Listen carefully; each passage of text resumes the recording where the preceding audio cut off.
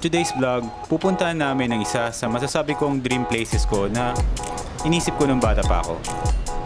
Napapanood ko lang to sa Japan video topics tuwing gabi. And for today, gagawin nating reality yun.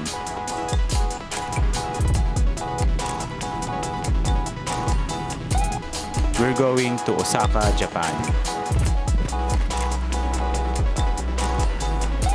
What is up guys? Nandito na tayo sa Osaka. So nakakuha na ako ng SIM card and ATM naman. Nagkuha na rin ako ng cash sa 7 Bank using Mari Bank. And masyado maraming turista ngayon. Ayun, nahanap na. Ito pala. Naka-withdraw na ako. Ay. Ayun, picture muna kami. Tapos hinintay na kami ng driver. So yun yung service namin. Gara, di ba? Gara ng service namin. Pagkalapag pa lang sa Kansai International Airport, ito na yung sumulubong sa amin. Isang white na Toyota Alphard.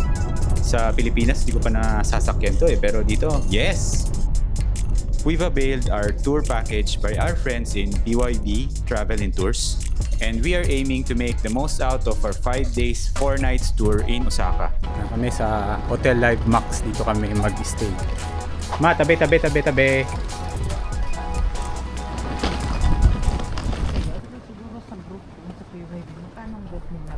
Kain muna kami, hanap kami ng kainan dito sa Namba. Medyo tahimik yung neighborhood dito.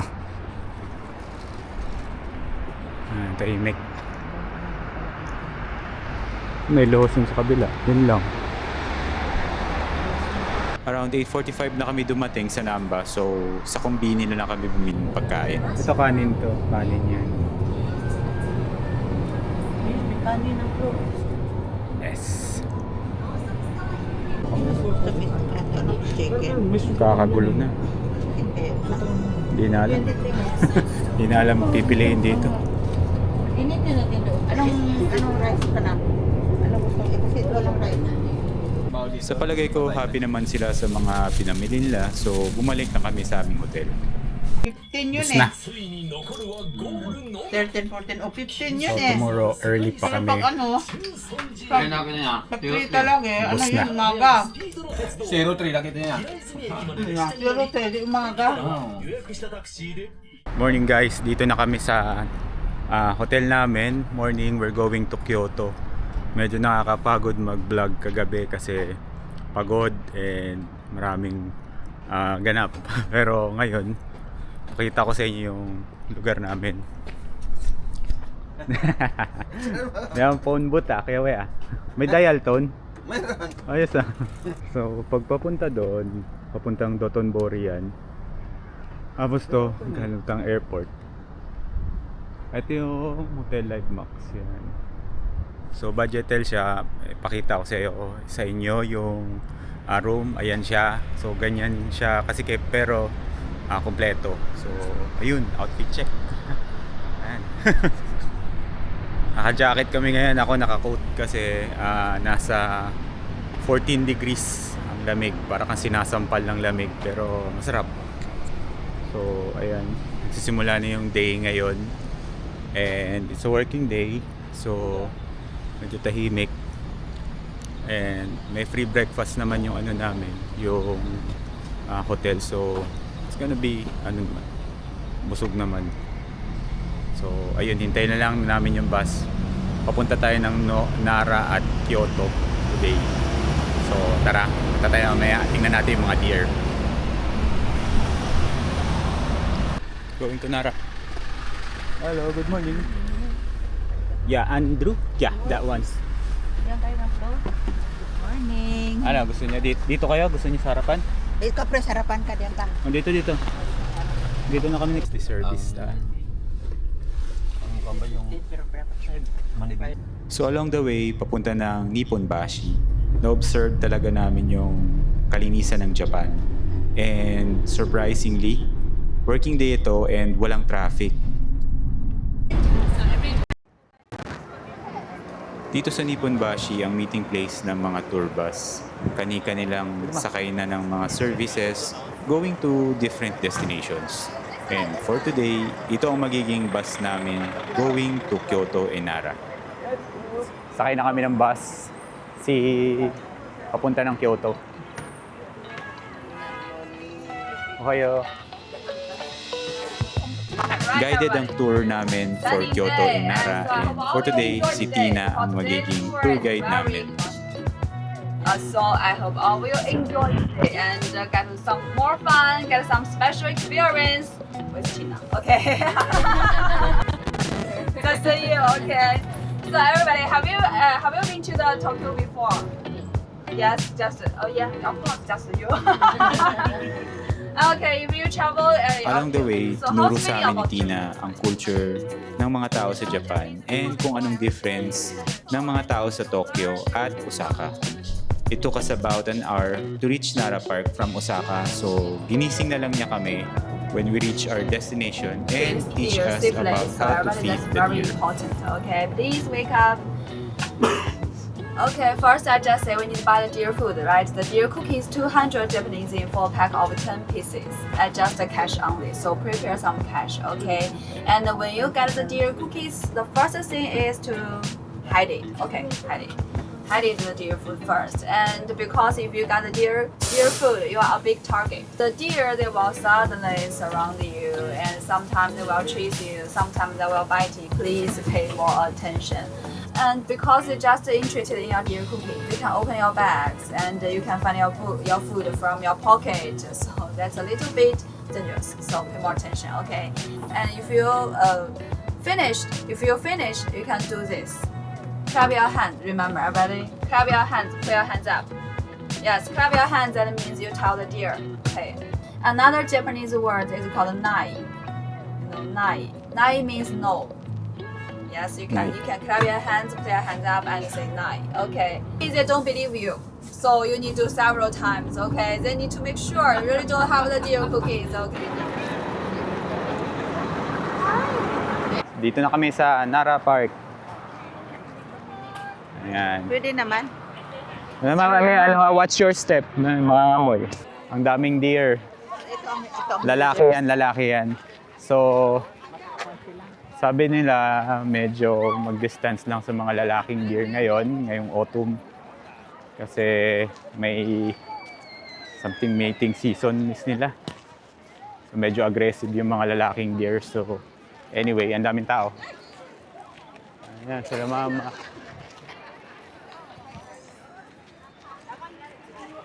Ma, pakainin mo na. Doon tayo sa Maluwag. Doon kami sa Maluwag kasi nagsisiksikan yung mga tao doon. And itago mo sa jacket mo. Medyo matalino ang mga usa dito.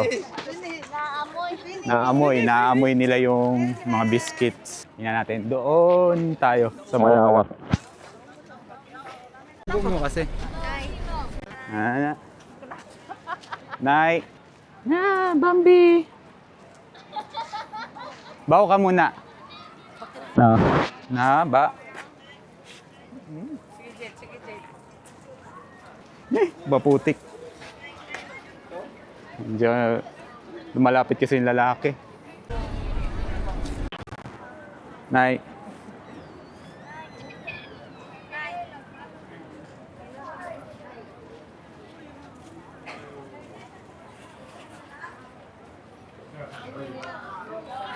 Dito kaya, dito.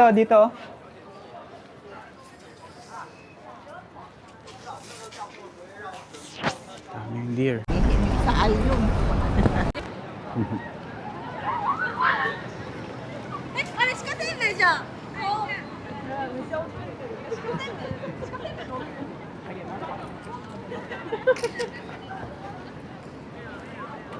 Ikaw dyan, lapit ka dyan.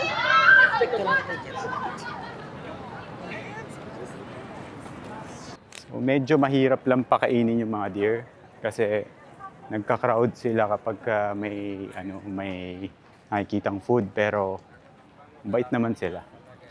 There's a time lang na kinagat yung yung damit ko, pero hindi man nila ako kinagat. Madali lang sila makaamoy ng biscuit. So, hanapin namin yung bus and kain muna kami.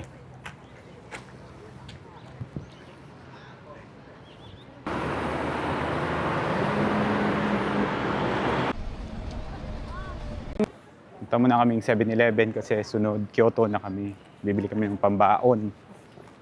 Medyo mahaba-haba yung biyahe, so at least may tubig tsaka pagkain. 7-Eleven dito sa Nara. Yeah, payong. Tayong tubig. Oh, bili ka na nito at saka to kasi walang spoon and fork. Pwede mo naman iwan sa bus. Para meron tayo sa kwarto.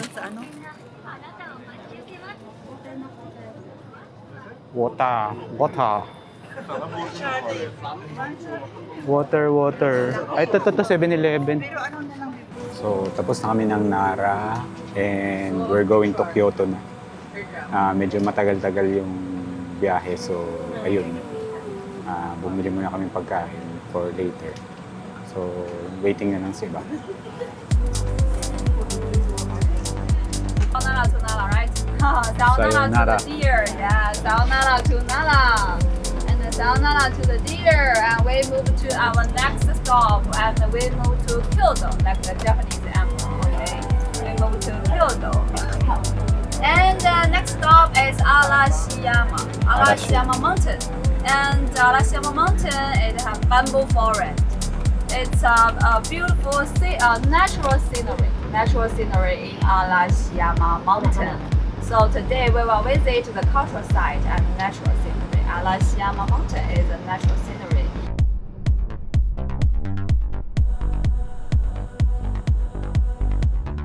And yes, and this is Mount Arashiyama Park. Later we all turn right. Okay, restaurant street, kimono forest, bamboo forest, temples and shrines. We all turn right. Okay, so later if you follow me. Okay, follow me first. And beside the river, later turn on the street. They have the trash bin and trash can. Okay, so we are trash. And we have 2.5 hours in this stop, so I'll give you 2 more minutes. Our departure time is 2 o'clock. So, dito na kami sa Arashiyama, sa baba. And yun yung Tokusatsu Bridge ba yun? Banda doon. So, sasama kami sa guide namin si Tina para malibot yung area. Kaso may free time naman kami. 2 hours yung time namin. At tingnan natin kung mako-cover ba lahat. Kasi malaki yung area ng Arashiyama. Una bamboo forest, tapos yung kimono forest, and then tingnan namin yung iba. Ang daming turista ngayon, pati mga estudyante nandito. Iba-iba. So, ayan, dami kami ngayon. So, natin kung makaka-picture tayo sa bamboo forest kasi mukhang crowded. So ito ang town ng Arashiyama at sa tabi nito ang Katsura River. So napaka-peaceful ng lugar and ito yung parang nasa anime mo lang makikita.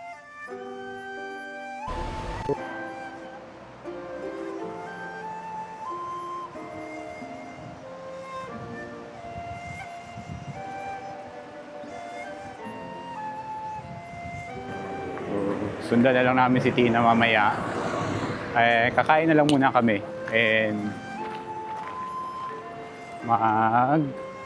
titingin kami ng pasalubong or ano dito sa area. Dami talaga. Pero okay lang kasi nagsiservice na naman. Oh, parang ayos to ah. Doon sa loob, kabila. So marami kang makikitang mga products na ginawa sa village nila na binibenta naman ng mga lokal. And makikita mo rin dito yung mga mochi shops at kung ano pang delicacies na traditionally binibenta dito sa lugar nila. May mga bentahan na rin ng mga pasalubong at kung ano-ano pang trinket shops para sa mga turista. Hindi ka talaga magugutom dahil bawat tingin mo sa kaliwat kanan maraming mga restaurants. May mga rickshaw rin dito na nag-offer ng service nila papunta sa Arashiyama Bamboo Forest. Pero hindi na namin tinake yun. Kasi medyo naawa sila mama dun sa mga naghihila. So habang papalapit na kami sa Bamboo Forest, medyo nagugutom na kami sa mga nakikita namin. Ang goal ko, makakain sa isang traditional homemade restaurant. So nakita nga namin ito. So may mga naka-display na pagkain which ranges about 1,100 yen to 900 yen. Pwede na rin.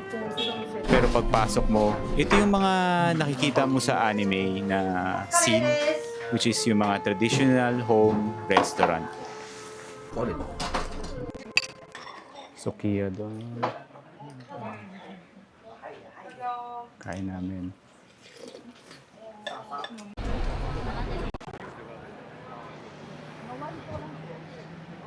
So after that meal, ayos na. Busog na, punta na kami sa Arashiyama Bamboo Forest.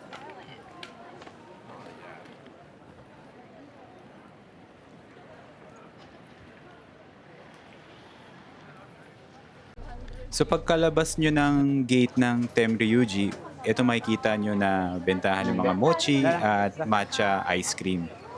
Diretsuhin nyo lang yan and marireach nyo na yung Arashiyama Bamboo Forest. Snoopy Cafe.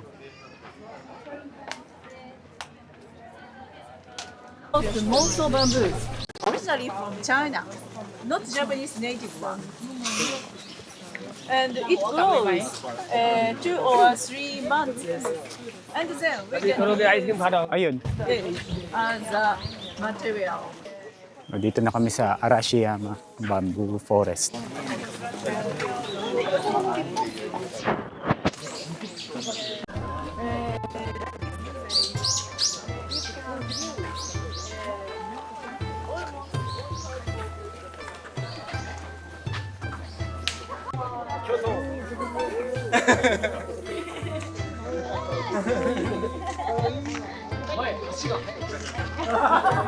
Ito nakita namin sa loob ng Bamboo Forest, ang Nonomiya Shrine. Ito daw yung nagbibigay ng good fortune sa mga magkasintahan or mag-asawa or naghahanap ng love life. Pero pass muna ako dyan.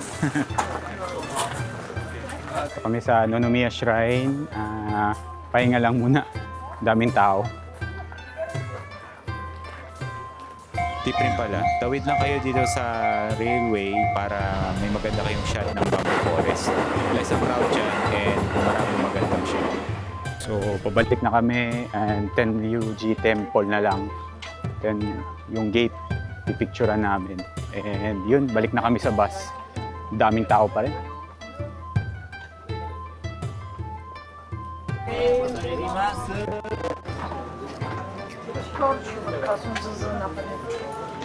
Paglabas namin ng Arashiyama Bamboo Forest, mas rumami yung tao. And kumain muna kami dito sa isang matcha ice cream shop. And pinili ko naman yung dango. Yan kasi yung kinakain ng mga turista dito. Yung matcha is nasa 500 yen and while yung dango is nasa 300 yen. So, break muna. Ito sa akin, dango. Tapos matcha. Matcha, tapos dango. Kain muna kami. Habang pabalik na ng bus.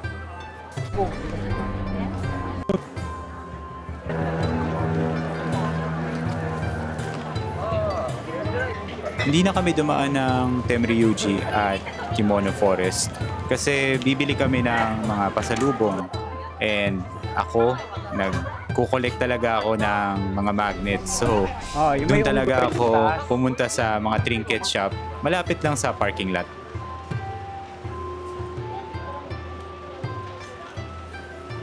Parang fiesta. Start ng autumn sa kanya, parang fiesta. Oo, tuloy-tuloy yung tao eh.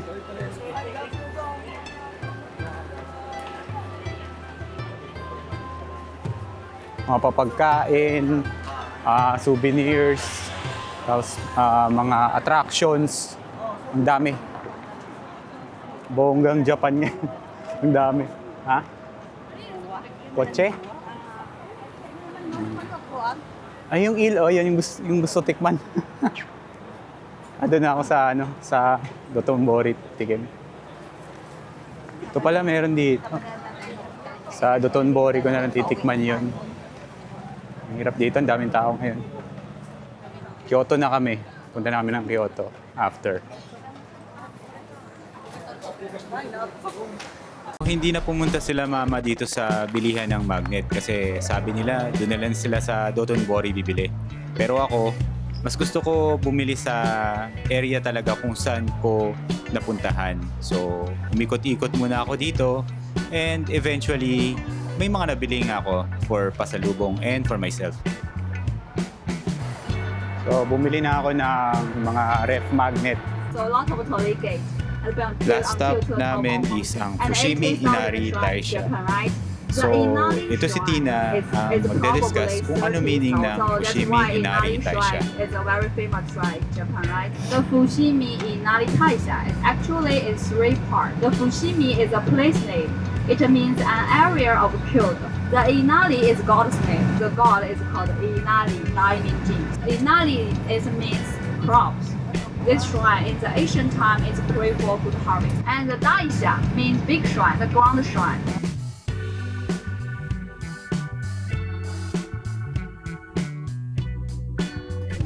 It took about 30 minutes to reach this place and meron daw kaming dalawang train station na tatawirin before makarating sa Fushimi Inari Taisha.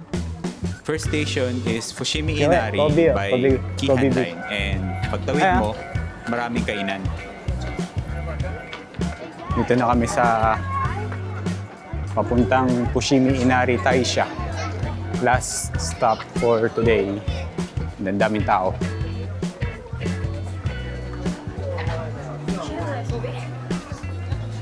Dami rin pagkain. Ito naman yung Inari Station which is from JR Line. So, pwede mo siyang i-commute talaga. Dami.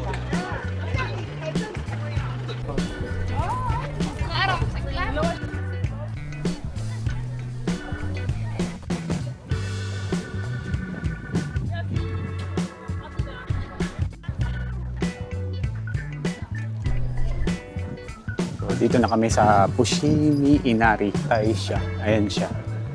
Ayan. Tapos, pasok ka, mag-cleanse ka muna dito.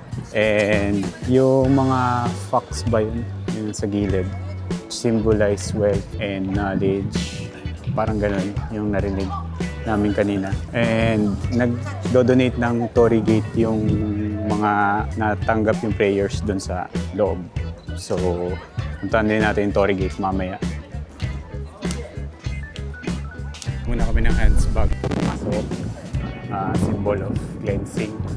So, ayun. Yan. Mga guard yan. Yan. And then, yan.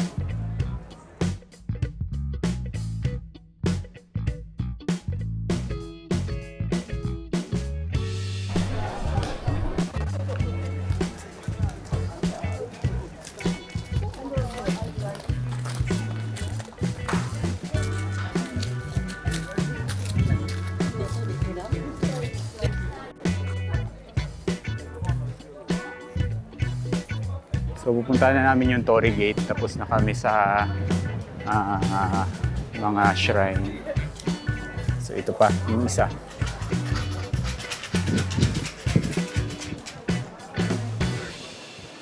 So punta namin dun, punta dun. Pasukin namin yun. Sabi ni guide, turn right daw kami. Punta dito. Dito daw. So yan na. Yan na. Yung sa taas, yun na yun.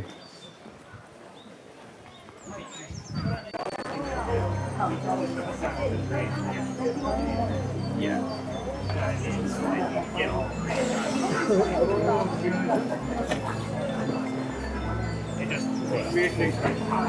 That's really the biggest one.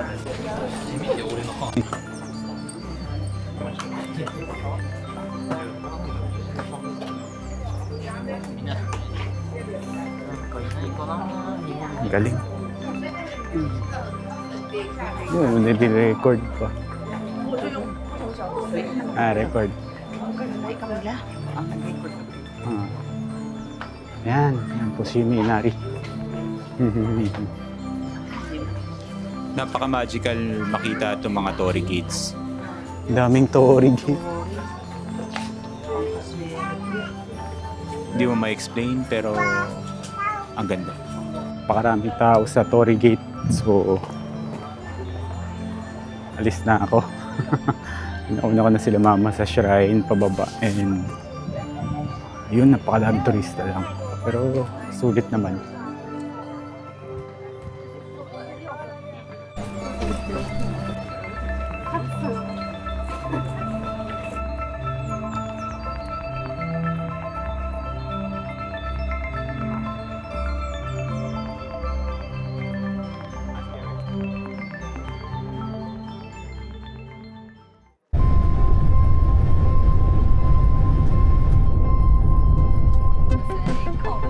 So that's the day in Kyoto and Nara. Hindi man namin nakita yung mga pulang leaves, pero we've been blessed to see this in a good weather.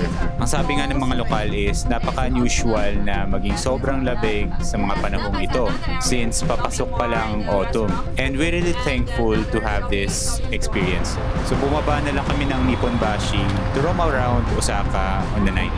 Balik na kami ng Namba. Dito kami sa Nippon Bashi ngayon. Nippon Bashi.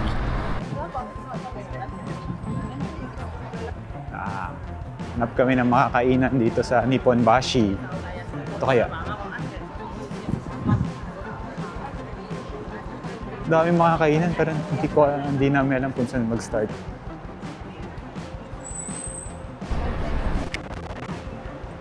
Puro mo na. Grabe, ang ganda eh, no?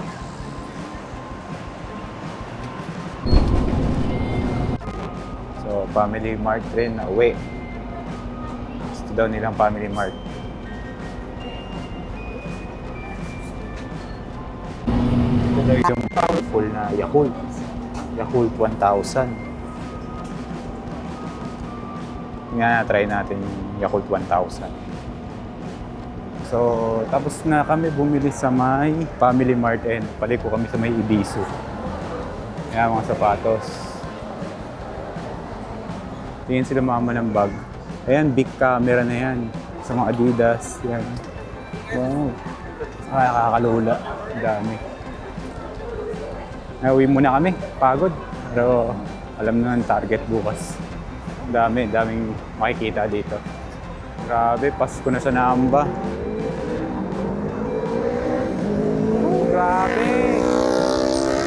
So that's it. That's the day in Kyoto and Nara, and we'll go to our part 2 in Osaka.